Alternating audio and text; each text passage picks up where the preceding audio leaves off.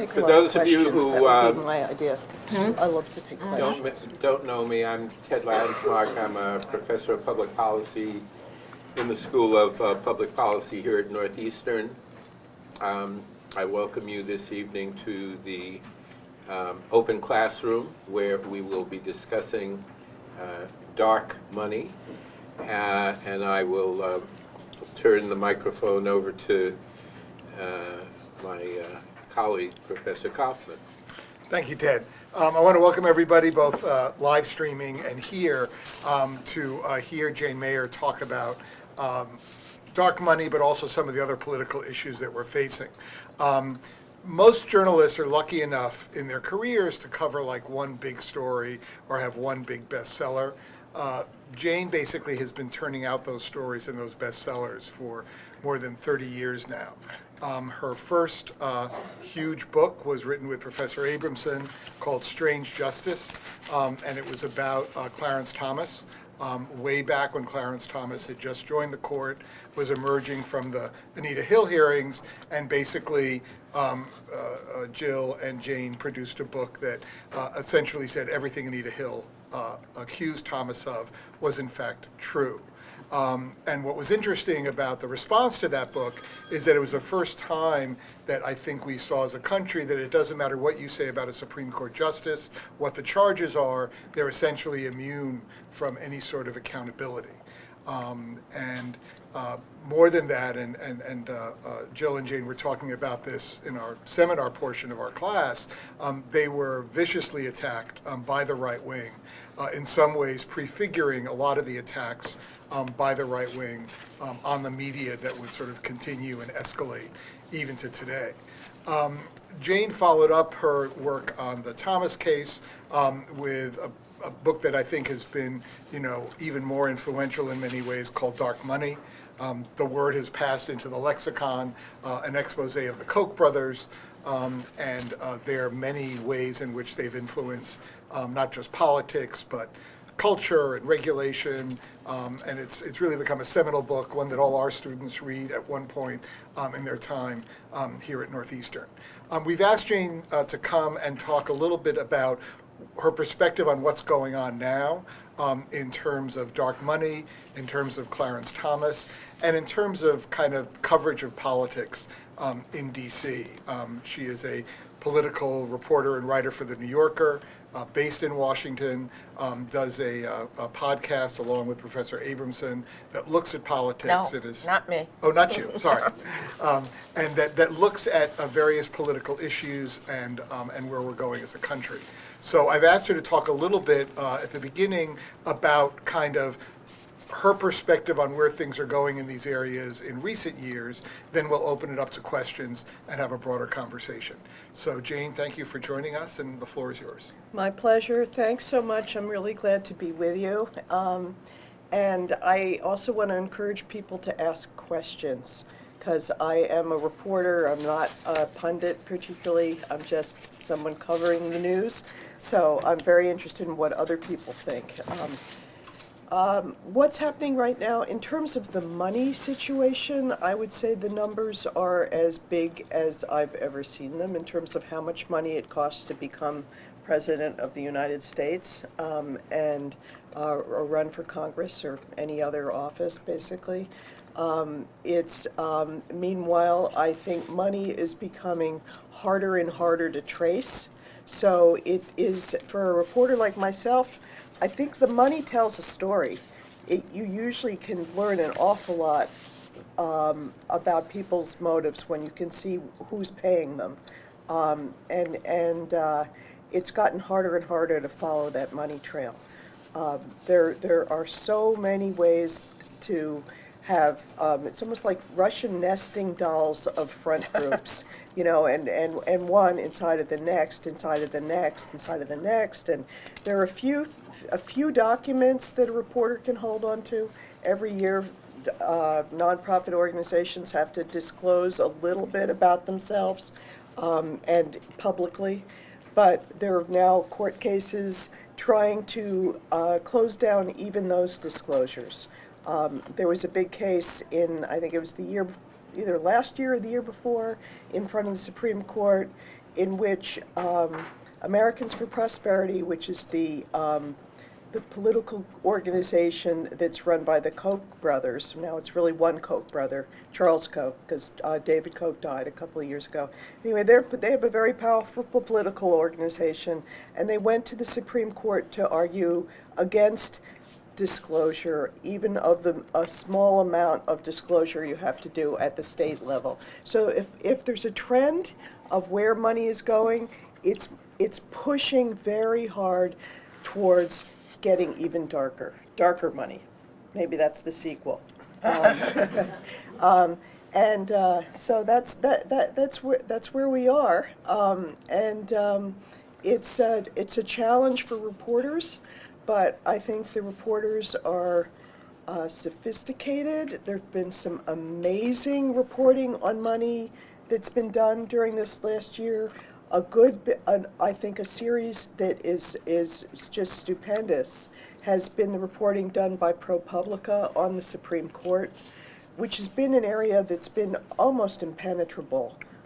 It hasn't, for many years, reporters have not covered the Supreme Court as a regular branch of government. They've covered it as a kind of, oracles of Delphi. And what ProPublica did was try to figure out whether the justices are influenced by private money.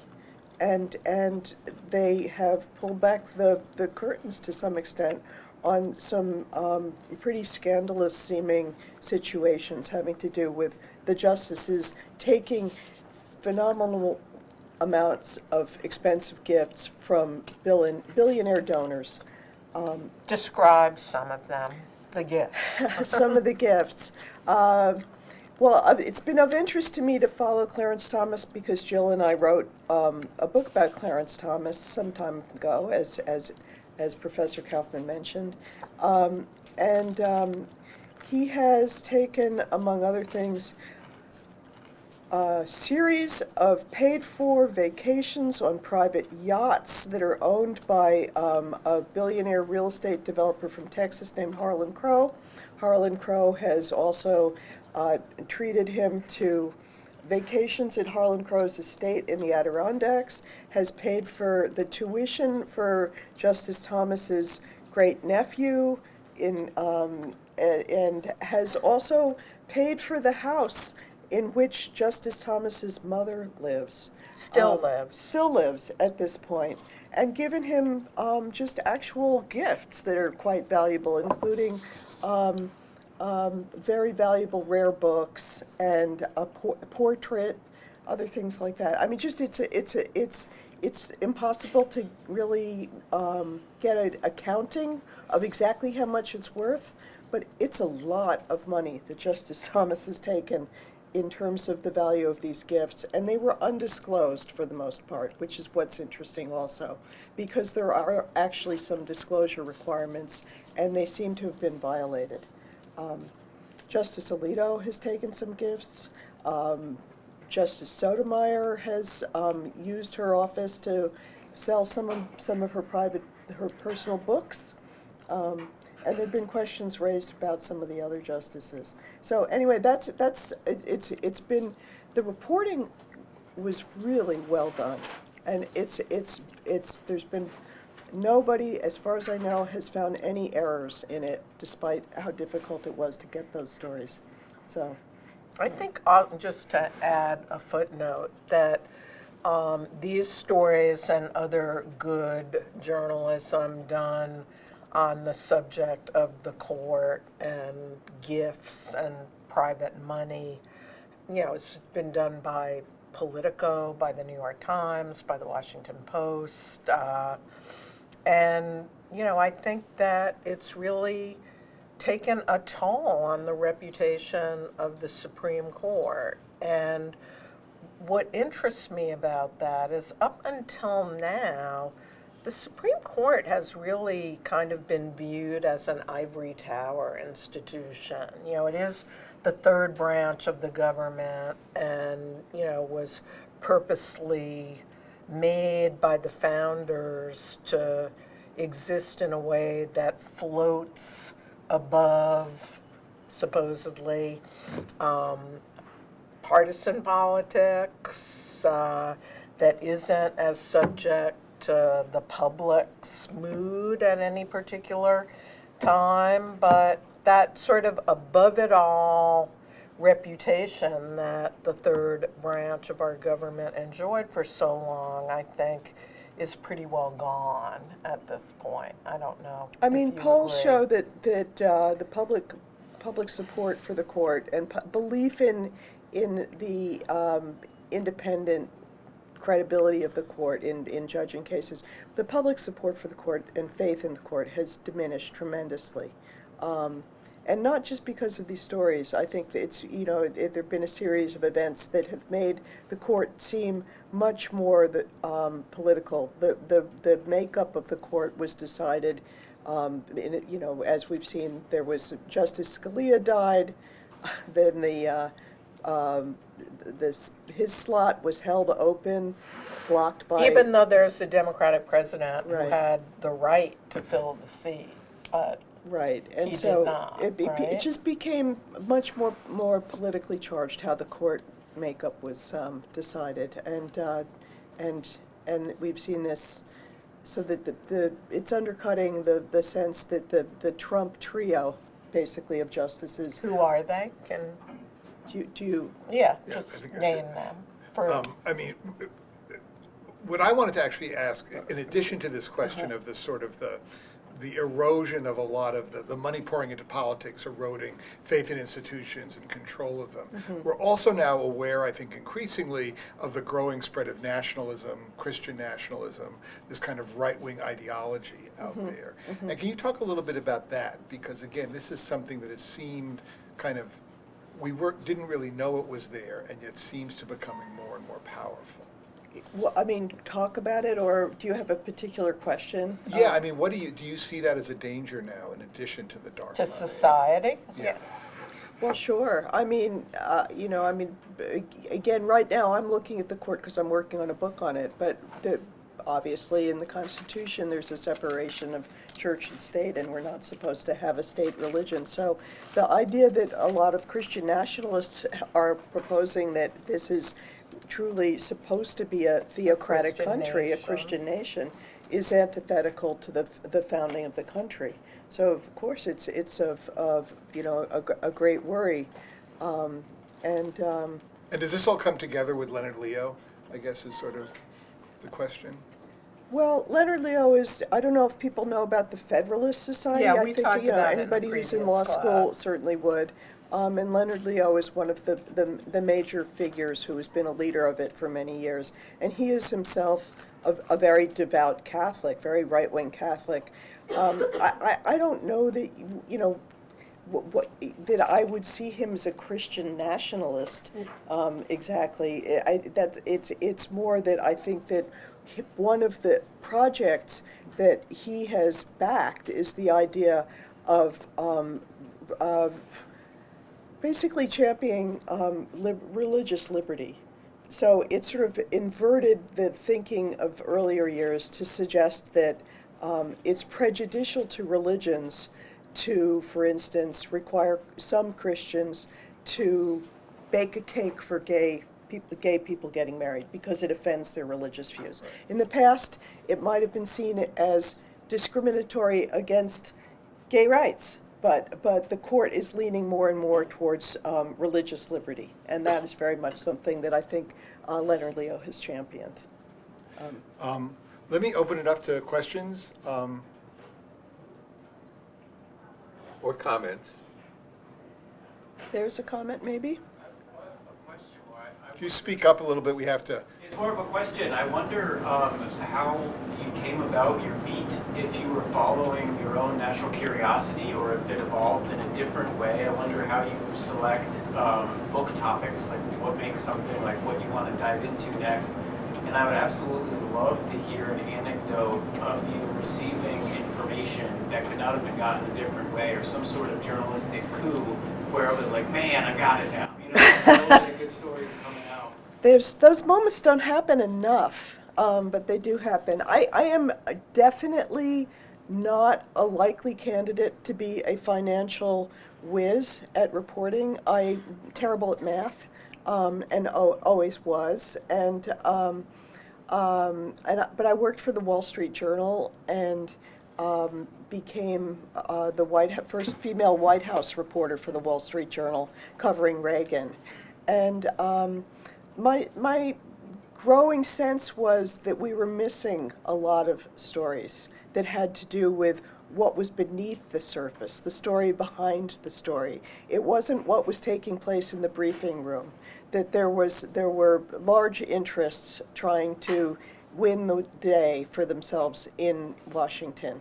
And so I began to sort of turn over the rocks a little bit, look what was beneath them. And you know, the way Dark Money, the book, began was that I was covering politics by then for the New Yorker magazine and was interested in the Tea Party movement, which had burst out in late 2000, the summer of 2009. And what interested me was that in all of these demonstrations where I would go and take a look and see what people were protesting, the signs were the same, the writing was the same. You would go and cover the protests out in the States, and people were arguing about using the same lines, making the same arguments, behaving in the same sort of outraged way. And I began to wonder, is there a script here? So indeed there was.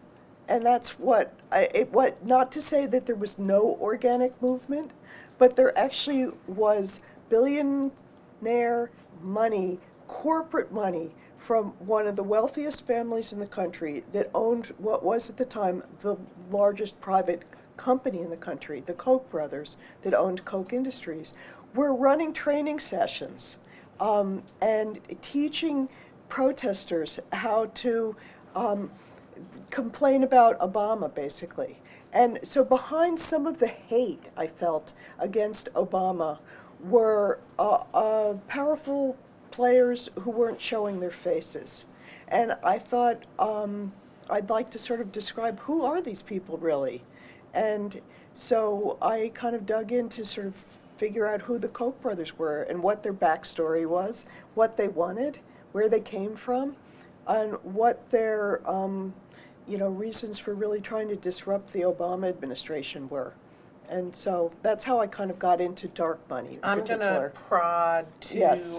scoopy anecdotes from you, since Okay. you asked were there like great, I got something here moments. And there was, definitely I felt one of those moments was when you were able to get hold of and get the ghostwriter for Trump, wrote a huge bestseller called The Art of the Deal, which was also kind of a quasi-memoir of him as, the supposed billionaire. And you were able to, no one at this point knew that much about Trump personally, and whether he was intelligent and whether he read things and was interested in the world. And what happened? Well, You I were mean, able to- I reached the ghostwriter, the man who made Trump look like he wrote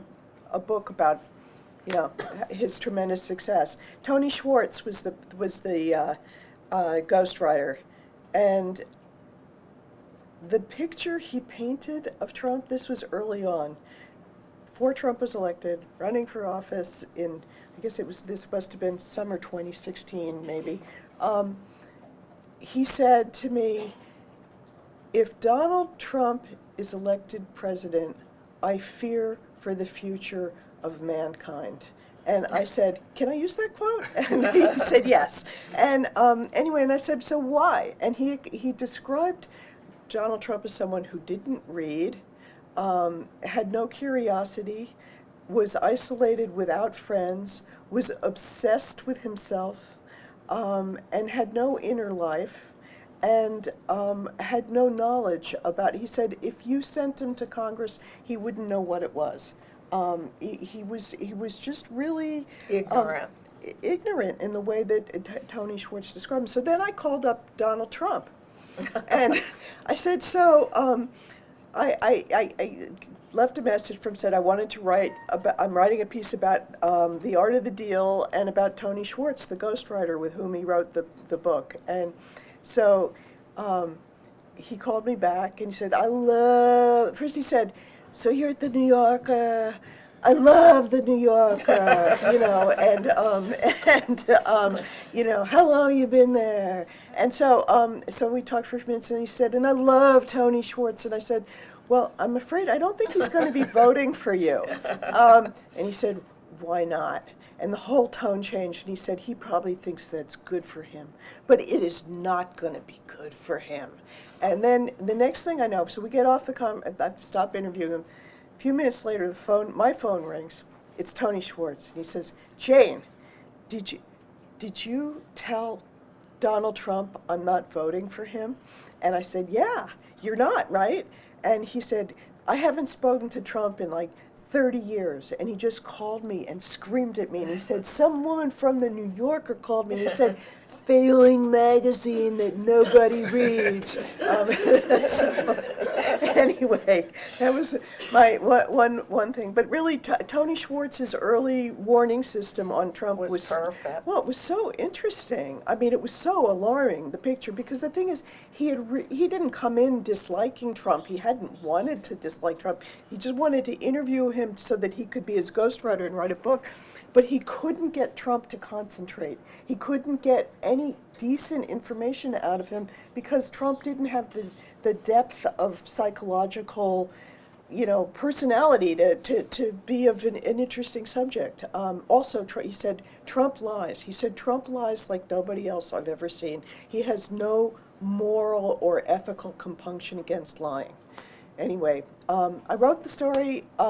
It got a lot of attention. But people elected Elected Trump. him They didn't anyway. listen to Tony Schwartz. Another interesting scoop that you got hold of was similar in some ways to Clarence Thomas and Anita Hill, but this involved Brett Kavanaugh when he was undergoing his confirmation hearings for his seat on the Supreme Court, and you learned that a certain letter had come in to a California congresswoman by mentioning from Christine Blasey Ford. So Ronan Farrow, who was my colleague at the time, and I were I think we were pretty early on. We were not the very first people, but we were about the first people. We were right in there breaking the story of Christine Blasey Ford. And I think, and her accused Kavanaugh of sexually assaulting her in high school. Yeah, and then what we, you know, for me anyway, it was such a replay of the reporting that I had done with Jill years earlier about Anita Hill and Clarence Thomas, and it was painful, really. And one of the things that I learned from covering the Anita Hill allegations was that, first of all, her credibility was on the line. She was attacked. The whole sort of powerful backing that Clarence Thomas had an interest in destroying Anita Hill's credibility. And one of the most important things at that moment for people on the outside, including the reporters like myself, in trying to figure out what's true and what's a lie here, was whether there was a pattern of harassment or activity by Clarence Thomas that would show you that that doesn't just hang on Anita Hill. And in fact, one of the things that Jill and I discovered in the 3 years we put into reporting on that subject for Strange Justice, our book, was that there were other women who never got to testify against Clarence Thomas, and that they had similar things to say to what Anita Hill had to say. And Anita Hill, it completely bolstered her credibility. And the same thing turned out to be true with Christine Blasey Ford. There were other women as well in that case, and they were not given a chance to testify either. So it was very reminiscent in some ways of the Anita Hill situation. And the reason it was painful was I thought the country had changed a lot since over those years. And it has changed a lot. I mean, it's so much more aware of sexual harassment as an issue and as a disqualifier as a form of behavior by bosses. But it did not stop the confirmation or really wasn't taken that seriously, I think, in the confirmation hearings of both those justices. So. And in terms of the journalism, just in the first case, came from Jane's enterprise. She thought, oh, it'd be really interesting to, talk to Tony Schwartz, who was the ghostwriter for this best-selling Trump book. And in the other case, she got a tip that a letter had been written by someone, like accusing Brett Kavanaugh of sexual misconduct when they were younger. And then the reporting for that piece was very rigorous, because I mean, you're dealing with somebody's reputation, Brett Kavanaugh. You don't want to be unfair, and you've got to make sure what you're doing is accurate. And I reached out, of course, to Brett Kavanaugh and to his lawyers and to the White House. And, this is very, very much the kind of high-stakes reporting where you need everybody's side. And then looked much further beyond it, again, to see if there were other people. And indeed there were, but it was very hard to get the other people to speak up about it. Everybody knew that they were going to be attacked if they described being sexually harassed. And so it was, and it's not just, these are stories that, just so in case it comes out sounding biased, I have done stories about sexual harassers who were Democrats too. I mean, it's not just, a matter of trying to do this for some kind of partisan agenda. I worked again with Ronan Farrow on a story about Eric Schneiderman, who was the Attorney General of New York at the time. Democrat. A Democrat and one of the most effective opponents of Donald Trump. But he had a number of women who reached out to the New Yorker. One did, and then one led to another and to another, who said that he, when he was intimately involved with them, he was attacking them, violently hurting them. And they were getting hurt. And they, talking them into going on the record was really difficult because they were afraid of him. But they did, and I think it was less than an hour after the story came out, he resigned. But again, these are the kinds of stories, you just have to be so careful you have it right. So, I mean, they're not money stories. These, Right.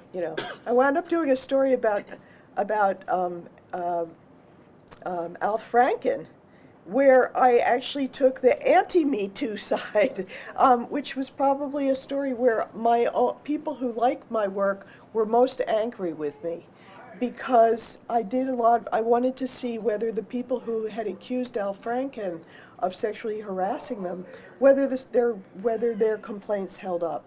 And I did a lot of reporting, interviewed as many of them as I could, and came to the conclusion that his behavior really wasn't that bad.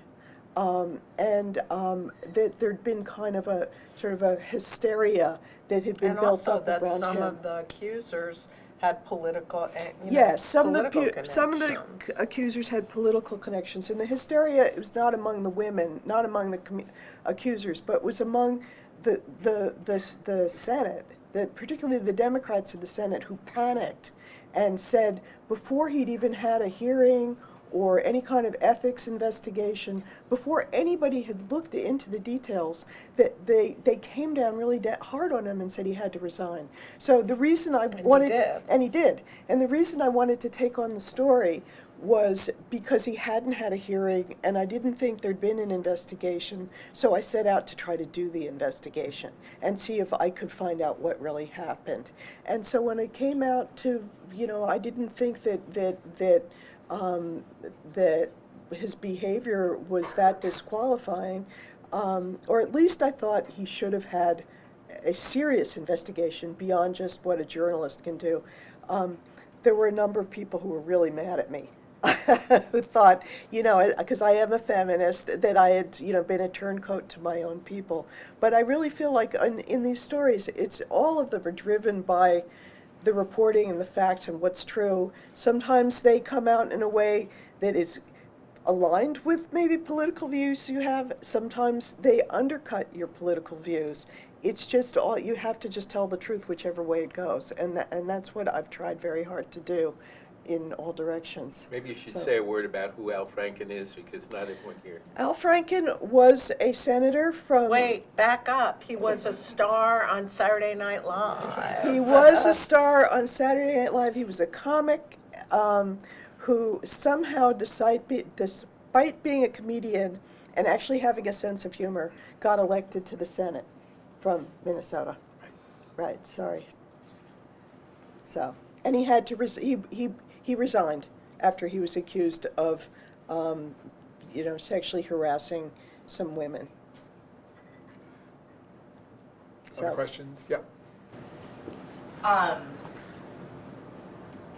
As a journalist, you have to speak with a lot of generally intimidating people, I'm assuming. Especially in politics. We're on the phone with Donald Trump. So, especially towards the beginning of your careers, and this goes for, the three journalists, but also Ted, when talking to, Professor Landmark, when talking to, these people in your fields that you're having difficult conversations with. How do you approach that with poise and with confidence, even if you aren't feeling so confident in the actual interaction? Well, I often am not feeling confident, but what helps me a lot is preparation.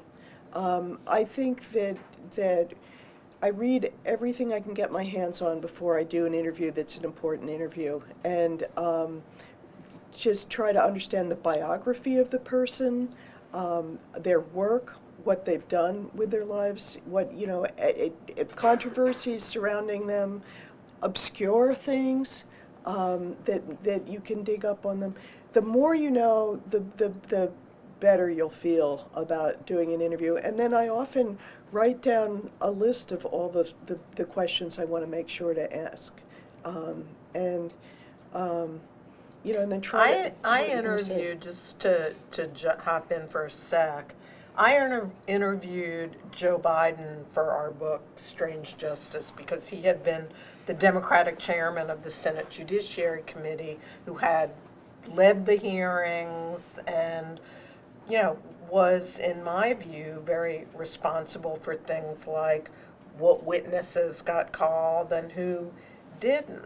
And it was a pretty confrontational interview, but what Jane just said is, what gives you confidence is when you've done the research and reporting and you have the facts on your side and you stick to those, and you're direct but not confrontational in asking tough questions, and usually that works. I think to this day I'm not one of Joe Biden's favorite reporters, but most people want to talk.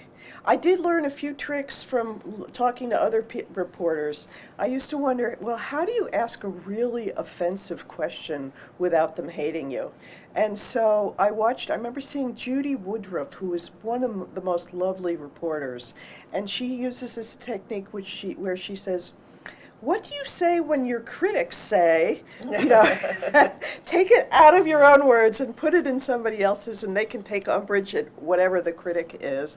There's that. I remember hearing from Bob Woodward that there was a certain hour of the day that he found most conducive to doing interviews. It was sort of right a little bit before the dinner hour, when someone might be having a cocktail, and and I remember calling someone, trying this, and thinking Woodward would be so happy. I could hear like the clink of the ice in the glass, and hoping for it. I mean, but really, there's a lot of it is just plain steeling yourself, and it doesn't necessarily get easier. I mean, I still have to knock on people's doors. I have to prepare tonight for an interview that I've got to do first thing tomorrow morning, and I'll be up late making sure to do that.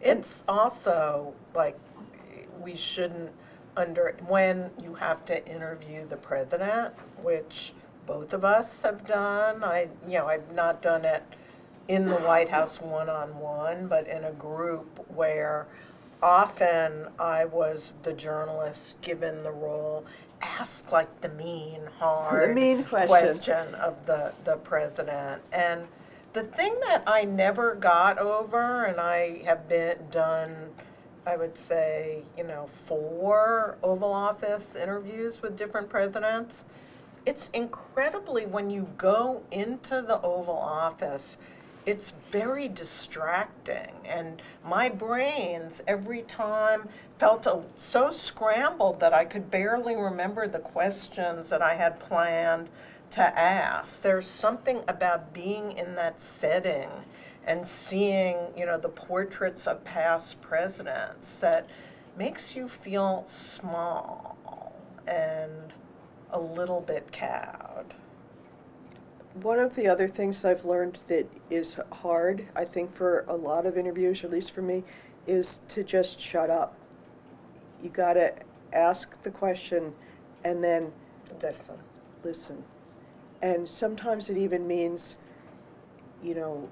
allowing uncomfortable silence, because you want the other person to feel uncomfortable and fill the silence. So there's that. For me, the really difficult thing, just while I encourage all of you to please think of questions, is as editor of the Times and as Washington bureau chief even, I was on the front lines of powerful people calling angry about what had been published. And, that too is something, you get better at it with experience, but when the governor of New York called exploding at a story we'd published, it takes a minute, even though I had prepared and I knew the story we had published was accurate and not unfair. It takes a minute to steel yourself and you don't get angry back at all, and you let whoever feels abused and angry by whatever has been published about them, you let them get what they want to say out, and then calmly and with authority, the authority you get from facts and knowing everything. I've had to re-report stories that the Times published, spend days double checking everything that another reporter had fact gathered and written, to just then be sure and to calmly then say to everyone, from a president to whoever, why you think what you published was true, and to be a big enough person if the emphasis was wrong or the way that facts were presented was somehow skewed, to be willing to talk about that too.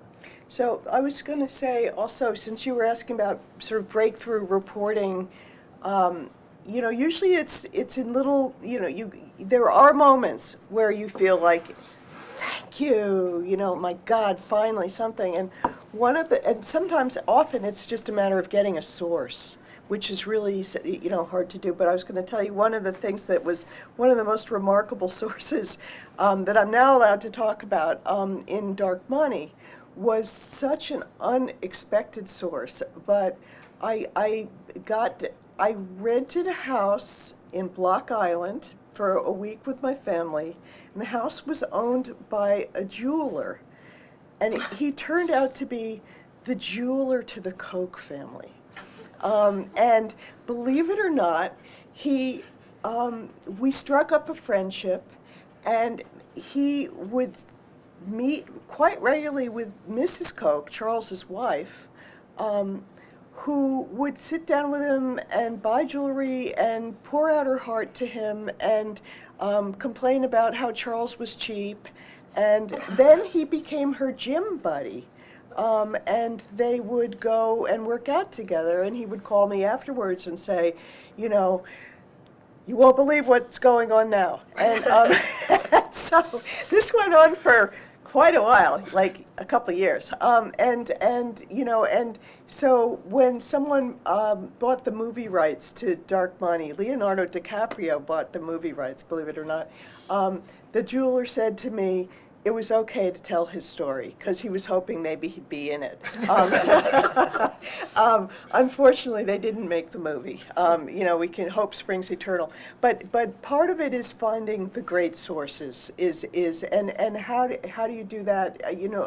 Some of it is, I have to admit, just blind luck and basically desperation.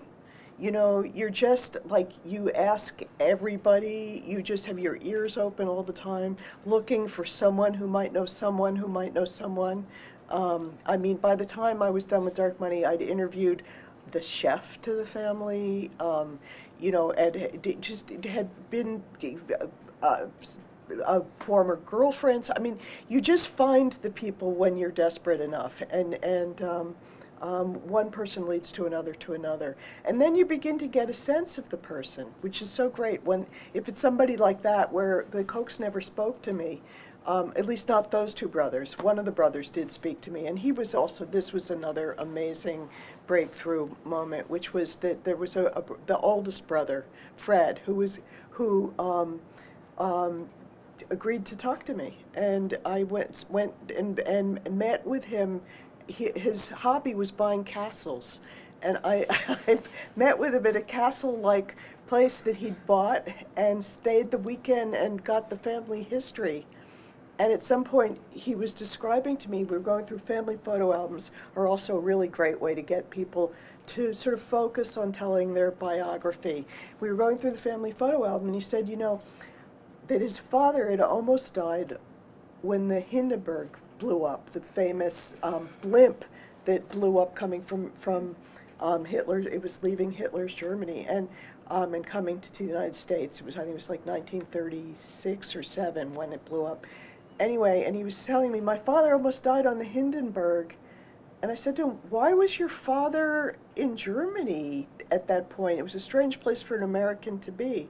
And that led to doing more reporting and discovering that the Koch's father had been in business building a refinery for Hitler, basically, none of which had ever been out in the press. And so, one thing leads to another, but these moments when you just, it's like Hosanna. I can't believe, wow, really? And then it turned out this man described his nanny. He had a Nazi nanny that his mother brought over to bring up the Koch brothers. And I thought, a Nazi nanny? This is like getting beyond belief.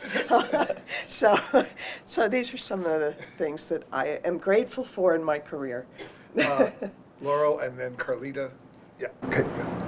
So I wanted to get back to Dark Money and the idea of quid pro quos, and especially in terms of the court. I think what some people say in defending the court and what's happened with the ProPublica reporting the show is to say they haven't been able to prove that this has made any difference in terms of how the justices have voted. And I think there's actually some truth to that, right? These were positions these justices would have, regardless of whether they were going to expensive vacations in the Adirondacks. So why does it matter then? Well, okay, taking the last question first, why does it matter? If you accept the premise that it didn't affect their judging, does it matter? Yes, of course it matters, because part of having a judge that looks like they're going to render equal justice to all, no matter who you are, whether you're the poorest person in America or the richest person in America, is to have a judge that doesn't seem to be palling around with people who have humongous amounts of money and are paying for him. I mean, money corrupts, and you spend time with people who are buying things for you, you owe them. You absolutely simply do. It's why reporters don't accept even a lunch from someone. It's why senators have to disclose if they've taken a trip with someone, if someone pays for it, and why there are limits to what people can take, because we all know you're beholden to people who give you things. Can I pipe in for a Yeah. second? 'Cause I think specific quid pro quo is too high a bar, and that, one of the things that we were talking about in the earlier part of class about the Supreme Court right now is that it is a fact that it is the most pro-business court in history.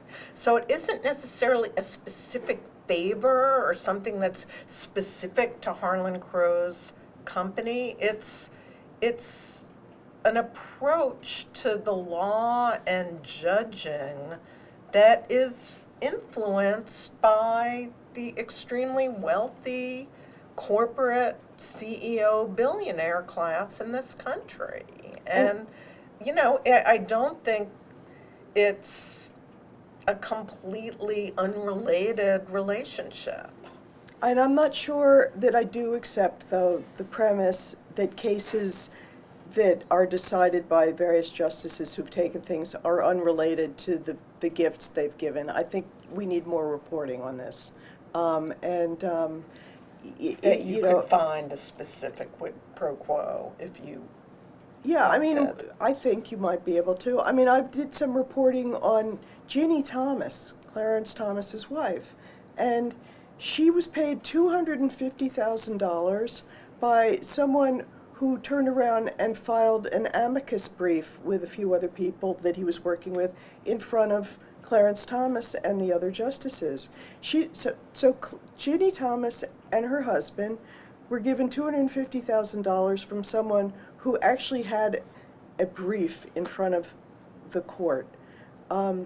You may not be able to prove that that changed Clarence Thomas's mind and that he would have had some other thought, but it's completely inappropriate, and it also would be unlawful for any judge at a layer below the Supreme Court. It's only because the Supreme Court has put itself above the U.S. judicial code that applies to every other judge that they can even argue that this is okay.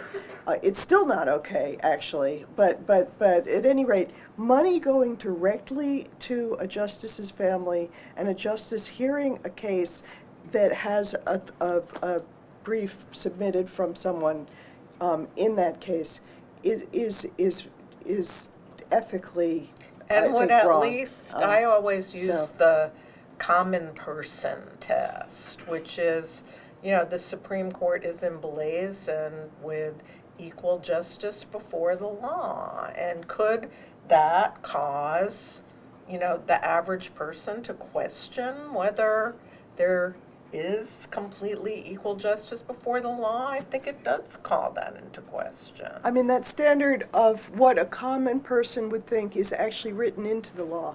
For all the other judges beneath the Supreme Court, the test is if an ordinary person who knows the facts of the case and knows about whatever the corruption issue is, would think that it looks like a conflict of interest that would cause the judge to have a bias.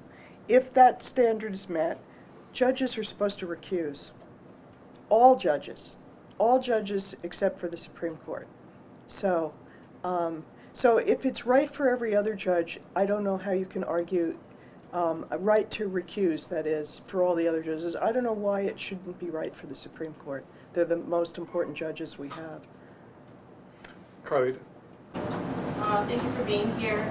I have a question. I'm a PA student. I see a future for myself and potentially running for local office here in the city of Boston, and understand that, of course, with dark money, just have you had any success stories with grassroots fundraising, and just like what are it's easy for me to, if I, for example, I know a city councilor who took money from BPD, I mean not BPD, like the police association, so, which is fine, but some folks will see that, okay, as negative money, but if that is aligning with his values and of course the things he's running on, sure, why not, but has there been any good examples of like, okay, I mean, we know it takes money to run a campaign and it can be very hard to turn down money. So for someone, again, who's thinking about this in the future, like what are some helpful practices or ways that I can garner money or just start to cultivate coalitions that can, I guess, fund my campaign? Well, I actually think that one of the things that's gotten better, so that we're not all incredibly depressed, is that I think the internet has helped in some ways because you can reach more people and raise small donations, and so it doesn't have to just be one billionaire or one company that really has an interest in front of you.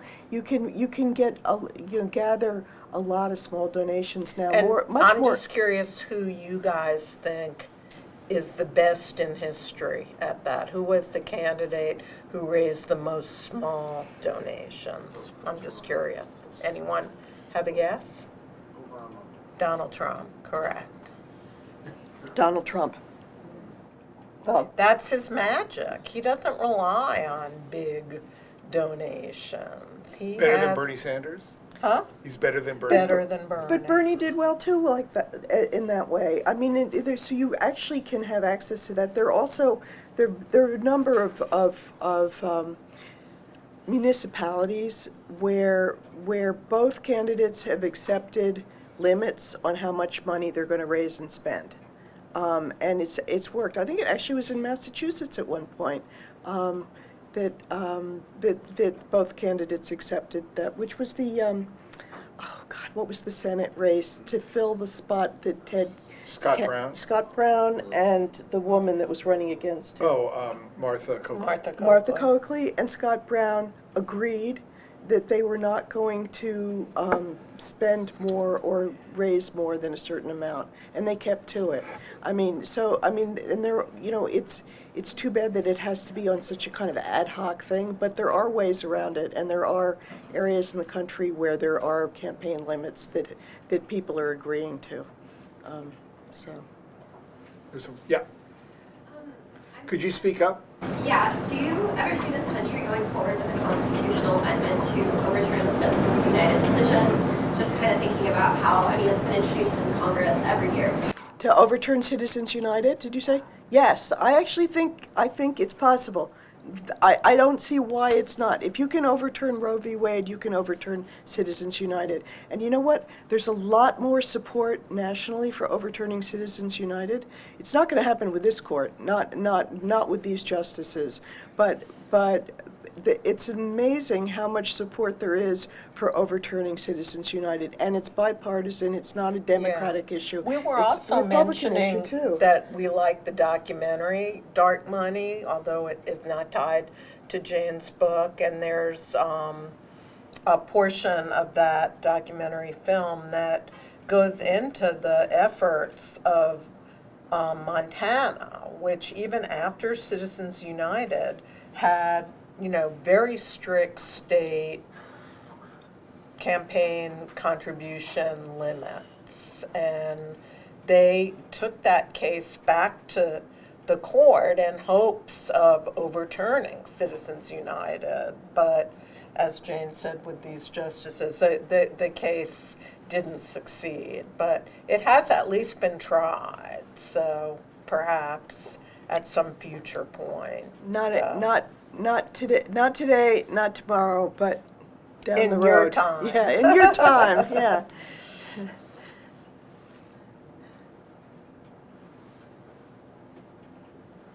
There's someone in the back there? Yeah. So talk a lot about how deep. Could you speak up? Talk a lot about how deep the corruption is currently, and it kind of seems to me we have one of two choices. One is to kind of just let it run its course, and the other one would be to kind of break the wheel, so to speak. If you ask me, those are kind of two sides of the same coin. So in both cases, you're going to have a violent, radical shift, if you ask me. I don't think there's a single example throughout history where if you let corruption run its course, it doesn't end in collapse of not only the political system, but civil society. So I guess my question is, might be like kind of an unfair question, how do you break the wheel without like a violent, radical shift in some sort of big collapse? What does it mean, break the wheel? What do you mean? Put an end to the corruption. Put an end to the corruption? Put an end to the corruption. The powers that be aren't going to go quietly. I mean, there have actually been some tremendously good proposals that almost passed. I mean, this is such a, I'm sorry to say, this is such a sort of a probably uninspiring answer, but the truth is that if you had a majority, if you elect the right people, you could clean this up. You absolutely could, and it's come close. The Senate Bill 1 just one session ago. It was called For the People Act. The For the People Act was a whole package of democracy reforms that were, from my standpoint, would have been really great. What was covered? It had more campaign disclosure. It had, all kinds of things having to do with just campaign spending that were sort of limits, and it was just, it would have just cleaned up an awful lot of this. It came close, but there weren't quite the numbers. But if you elect the right people, you can fix this. It's not unfixable. People seem to think, it's so hopeless. It's not. It's actually such a popular issue nationally too, that I think I'd like to see more people campaign on it, though. I'm not really sure why they haven't come up with a package of democracy reforms that would. And you would have thought that after January 6th might have been a window of opportunity, which people in Congress did try to push this legislation, but it just couldn't muster any kind of true bipartisan support in the end. How would you compare this moment to the trust-busting moment at the end of the 19th century? Well, I'm trying to remember exactly which scandal it was that finally brought on the progressive reform. Thibodeau? I think it was a banking scandal. Maybe. At any rate, I think maybe there's sort of, I remember. It was a complex of It was things. a bunch of things, right? It was Standard Oil. It was John D. Rockefeller putting together this incredibly large and powerful monopoly, and legislation that was enacted, and a Supreme Court case, a Supreme Court ruling that said, Standard Oil was too big. It was an illegal trust, an illegal monopoly, and it needed to be broken up. And a lot of it had to do with the presidential leadership at the time, and frankly, it also had to do with the press at the time. It's unthinkable now, but back in the progressive period, you had President Theodore Roosevelt in the White House, who wanted to initiate and get passed all kinds of reforms, and he did. He got the first food safety laws, the first outlawing of child labor, the first antitrust laws. It was an incredible, amount of reform action. But the press actually worked hand in glove with Teddy Roosevelt. There was a pioneering, Jane Mayer carries on her spirit. There's a pioneering woman investigative reporter named Ida Tarbell, who worked for a magazine that was in some ways a precursor to the New Yorker called McClure's. It was a widely read investigative journalism magazine. We're talking about at the turn of the last century. And she and other so-called muckrakers, journalists who wrote during the progressive period, they would go in and meet with Roosevelt and decide what issues they were going to plow into. I mean, they worked hand in glove. That would be, considered like highly unethical right now. Well, I mean, one of the famous exposés done by the muckrakers was Upton Sinclair's book about the meat packing industry. The jungle. The jungle, and it was so grotesque what he discovered about how meat was, packaged for the United States and how dangerous.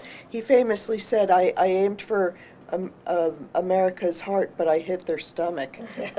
But then Roosevelt, it takes also as a president who's going to stand up and say, "This is outrageous. We can't allow this. We need to change this," and to attack the corrupt interests. And I mean, to some extent, I think that's what some of the candidates have done. I mean, I think that's what Bernie Sanders was trying to do. And as whoever it was saying, I mean, the truth is, while he didn't deliver, Trump very much has tried to use that kind of language, this sort of populist language. And you were talking earlier about Robert Kennedy Jr. He's using this language too. These are things that strike a chord with a lot of voters. The idea that there are corrupt interests that are preventing the public from being served. But anyway, I do think that reform's possible, and partly because if you study history, we've reformed it before. Why wouldn't you be able to do it again? Right, and journalism has been a progressive force to make change. I mean, I mentioned child labor laws, actually a critical reason that Americans started to become concerned about the fact that there were thousands of immigrant children pouring into America's factories and working instead of going to school is because of a news photographer named Jacob Riis, who went into the sweatshops and factories in New York and other cities and showed Americans photographs of children working and also almost starving. But journalism can, and we live right now in a media universe where image and pictures and video pack a lot of power and, have the ability to mobilize people to make change and demand that their representatives do so. So it have happened, and I feel pretty optimistic that it will happen again. Maybe not tomorrow, but do the two of you or either of you feel that the role of journalism should change in this moment? Like you say, it would be unthinkable now for you to say, "Oh yeah, I met with President Biden and we decided we should really focus on these 3 issues in the New Yorker coming up." The idea of objectivity is clearly something that, our generation of journalists grew up with. It's being questioned now, I think, by some young journalists, but also a more cosmic question, which is journalism doing the right thing now, or are we too hidebound while the right-wing media is just taking the gloves off? Well, I mean, it's a big question, and, it roots back really to the fact that most of the news media in this country is a for-profit business. And beginning really, decades and decades ago, the tilt of turning hard news coverage into entertainment coverage was something that began, it's been going on really since I started out in journalism, but I mean, it's reached a ridiculous point now. When the three of us worked at the Wall Street Journal, we did not cover the O.J. Simpson trial, which I hope most of you remember was like a very, salacious murder trial involving a very famous celebrity football player that was like the biggest story in the land. But the Journal just said we don't cover that kind of celebrity story that, is more in the realm, our paper thought of entertainment than news. But I think that has radically shifted. I'm not just talking about the Journal, but I was kind of amazed. Just about 3 weeks ago, I read that Gannett, which is a big newspaper chain, not quite as big as it used to be, and they've had a lot of financial strain, which almost every newspaper in the country has shared in. Gannett has cut their newsrooms to ribbons. They've stopped. I'm pretty certain they do not have someone full-time covering the Supreme Court, for example. But they recently announced that they would have a full-time Taylor Swift beat. And, on some level, sure. I mean, she is a billionaire moneymaker breaking all kinds of business records right and left, and that's an important story. But you're not going to cover core government, and you're going to have a Taylor Swift beat. That doesn't sit right with me. So, the values of what is news and the definition of news has shifted pretty radically. Certainly over the course of the beginning of my career to now.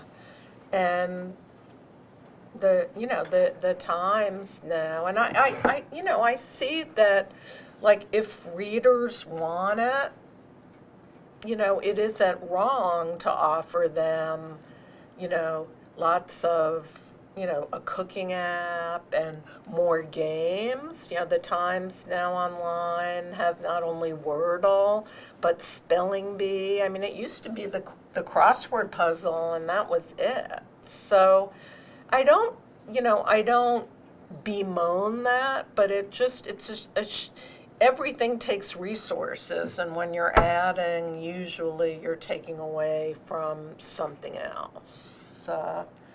So What's your thought about that? I mean, do you feel journalists should be more doing advocacy, or are we missing something that we should, if Donald Trump gets elected and does half of the things he's threatening to do, and we're sitting here looking back, have journalists missed an opportunity? Should we have done more? Is this a different situation? Can I just make one footnote to your question, and then Jane can give us the wise answer? But Donald Trump was elected in part because he got in 2016 $3 billion of free media. He was the celebrity to beat all celebrities. He'd been the star of The Apprentice, which had 20 near #1 seasons of being the most popular TV show. And every time there was a headline about Donald Trump, or he was going to come on TV giving a campaign speech, everyone covered it and covered it and covered it, because it not only made money for Trump, it made money for the news media. CNN's viewership and MSNBC and obviously Fox, they shot up when Trump was president. They never had a viewership as big as they did then. And the New York Times added 6 million subscribers, paying subscribers to its core circulation base from Trump. So I'm just underscoring that it's an odd and somewhat symbiotic relationship where covering Trump, which is sometimes covering Trump as kind of political entertainment, redounds to his benefit, but also listen to the ka-chings every time you hear him on the radio or read a headline with the word Trump in it. He's the ultimate clickbait. It's absolutely true. Yeah, I mean, I think that there's some regrets among the sort of mainstream media about how he was covered in 2016, and that he used the press much more than, even if they were making money, they felt that they hadn't done a responsible enough job of taking him seriously enough. And I mean, I think there's a big effort on right now to cover not just the horse race. That's certainly been what reporters I know are focusing on, is trying to not just say, will Nikki Haley catch up? Will Ron DeSantis fall behind? Can anybody beat Trump? Because honestly, there's no answer that anybody knows to any of these questions. You're asking people to predict the future, and no reporter knows the answer. So it's just plain, just a game, basically. And instead, to cover what people are calling the stakes is what everybody is now trying to focus on more. What would it mean if Trump were elected? What does he propose that he would do? The Times have been doing a fantastic series on and that. what has Biden really done as president? What would he do in a second term? What connect the coverage to real things that have to do with what government does and how it affects people's lives out in the country.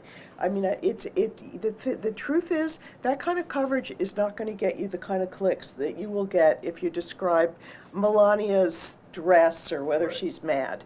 Everybody enjoys the soap opera part, but obviously we have to be incredibly serious. This is a really serious moment in American politics. We're in a pretty dangerous spot, I would think, as someone who has looked at the stakes and has looked carefully at what Donald Trump and the people around him are proposing in Project 2025, which is kind of a blueprint for what he might do if he were to win another term. And it's really worth people, reporters going through it carefully and looking at that and interviewing the people around him. And we now know an awful lot more about his character. And I mean, it's amazing, though, that so many people that worked so closely with him, who are dyed-in-the-wool conservative Republicans, are saying, don't go near him, don't you ever reelect this man. Practically his entire cabinet. And yet it's not reaching people. So I'm not sure the issue is so much how we're covering it. I think that there's a lot of great coverage, but I think the other problem is there's a lot of the country that is getting its information from really bad sources, and that's more of the issue. There's a lot of good information, but not all the country's hearing it. I'm curious, for the bad sources, is Dark Money, the Koch brothers, whoever, are they funding these bad sources? Is Some that of one it. There's some fake news organizations in many communities that are funded by private business interests that hide their hand. And they look like newspapers, but they're not newspapers. They're basically advertisements for private interests that want to try to convince the readers to go in the direction of the private interests. There's a whole dark money organization devoted to it, the Franklin Institute, I think it's called, or something. And it has news organizations around the country. And now the liberal groups are doing the same thing. It's not really news. It's pushing a particular political agenda and not explaining who's behind it. Dark news. Is that one of the answers that the liberals have to do what the conservatives have done? I don't know, this is a dilemma. Everybody, you know, when they go low, do you have to go Go lower? lower. Or do you go high? I mean, I really think it's not, but it's, at the end of the day, at least from my own reporting, the whole idea is get it right. And I sort of believe in the power of the truth. I believe that it affects things. I believe people care. And be brave. Go after hold people in power accountable. On all sides, because they can be corrupt on all sides. So, I think we have time for one more question. Oh, come on. Come on, guys. Yeah. Any hope? do I have hope? This is it's really a grim situation. You just described it. I mean, nothing is surprising about Donald Trump except that 70 million people voted for him the last time. So, can we be hopeful that we know a bit more and more people are more aware and Democrats maybe get more information out about what Biden is doing to the good? I mean, I think you have to have hope. I mean, what's the alternative, So, I mean, truly, I think someone once described investigative reporters as the last naives. Many of us, including me, believe, and maybe we're wrong, but at least we still believe it, that if you put out the right information and tell the truth to people, they're smart enough to fix things. And so really a lot of investigative reporting is kind of a blueprint for reform. It's like saying, look, this is what these people are doing. They're pulling the wool over your eyes. You can fix it. So, I mean, I see, I do think that. I actually think there's a lot of good stuff going on at the grassroots level, too. I mean, so it's a fight. The country's incredibly divided. And it's a real fight over whether the truth's going to prevail because there's so much garbage and poison being poured into people's information systems right now. But I think it's a fight worth fighting. Okay. These are primarily journalism and policy students. What is the last bit of advice you might give them to think about and focus on between now and the election next November? Well, I mean, focus on in terms of their schoolwork or just as citizens or As citizens. honestly, I mean, I would listen really carefully to what it is that the people around Trump and Trump are saying and then learn some history about the rise of authoritarians and what it looks like. Because there's sort of a feeling like it couldn't happen here, but it's happened in so many other parts of the world, and we're really not immune from it.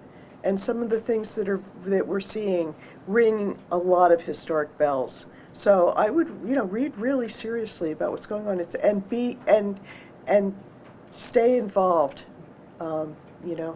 Vote. Okay. Don't stay home, even if it's not the most inspiring election. Don't stay home. Okay, great. Thanks so much, Dan. That was Okay. really terrific.